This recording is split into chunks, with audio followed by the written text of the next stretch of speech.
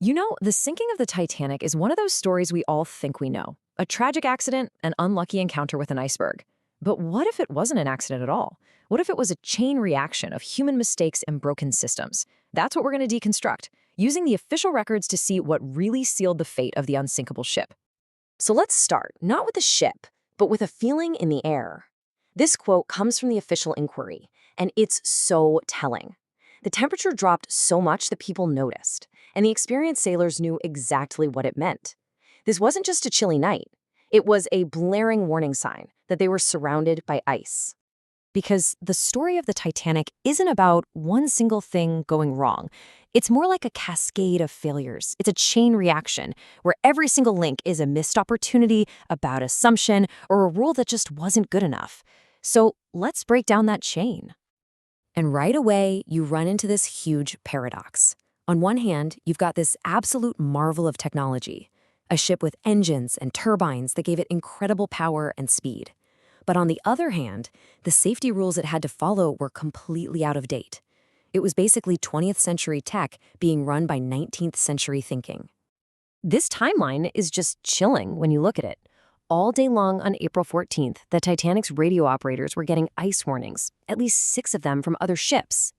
They knew without a doubt that there was a massive ice field directly in their path. And yet, they kept their speed up, plowing ahead at about 21 knots right into it. And then, at 11:40 p.m., it happened. On a clear but moonless night, the lookout, a man named Frederick Fleet, saw a dark mass straight ahead. He rang the warning bell as fast as he could. His message to the bridge was terrifyingly simple. Iceberg, right ahead. But the ship was just too big, moving too fast. That warning came seconds, just seconds too late. That collision started the clock on a roughly 2.5-hour countdown. And in those precious hours, every single fatal flaw in the ship's design, and even more so in the safety rules of the time, was about to be brutally exposed. Think about this for a second. There were over 2,200 people on that ship, passengers and crew. That's a whole floating town right there in the middle of the freezing Atlantic. Now, look at this number, 1,178. That was the maximum number of people that could fit into all 20 of the ship's lifeboats. The math was grim, and it was obvious before anyone even started lowering the boats. There was only room for about half the people on board. And here is the absolute craziest part.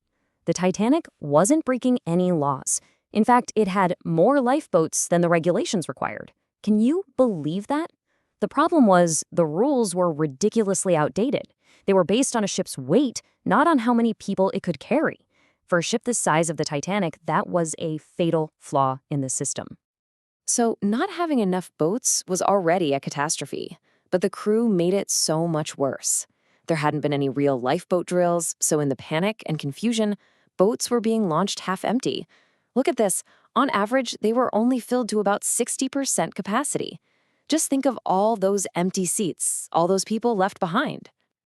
Amid all that chaos, a really grim social hierarchy started to play out. Your chance of getting off that ship alive didn't just come down to luck. It had a whole lot to do with your social class, your gender, and even where your cabin was located. The data from the survivors list makes this painfully clear. If you were a first-class passenger, you had a much, much higher chance of surviving than someone in second class, and an even better chance than anyone down in third class. On the Titanic, your ticket price really could mean the difference between life and death. And this testimony from a steward named John Hart helps explain why. Listen to the journey he's describing. He's leading third-class passengers through this maze of unfamiliar corridors, through emergency doors, even through first-class areas, just to get them up to the lifeboats. Their cabins were at the very bottom of the ship, which created a deadly delay in a race against time.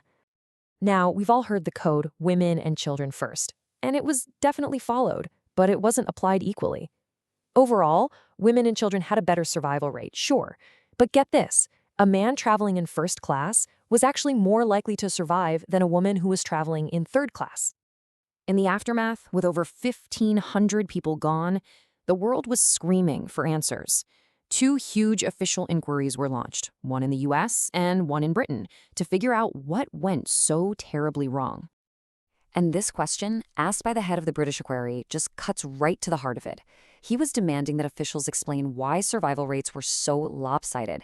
Why did your class have so much to do with whether you lived or died? And really, there were no good answers. In the end, both inquiries came back with the same damning verdict. The ship was going way too fast, the ice warnings were basically ignored, and the lifeboat situation was a total failure, from the regulations all the way down to the chaotic launch. It wasn't one thing, it was everything all at once. But out of this unimaginable tragedy, something powerful and permanent was created. The sinking of the Titanic became the single biggest catalyst for change in the history of maritime safety. The reforms were immediate and they were sweeping. The disaster directly led to the creation of the International Ice Patrol to monitor the very danger the Titanic ignored. It led to the very first SOLAS Convention, that safety of life at sea, which mandated things we now take for granted: lifeboats for every single person on board and 24-hour radio watches. These were direct fixes for the failures that cost so many lives. So you see, the story of the Titanic is so much more than just a historical event. It's a timeless, cautionary tale about putting too much faith in our technology and ignoring human judgment. And it leaves us with a really important question for today. In our own world of AI and self-driving cars, how do we make sure we're still listening to the warnings before we hit our own iceberg?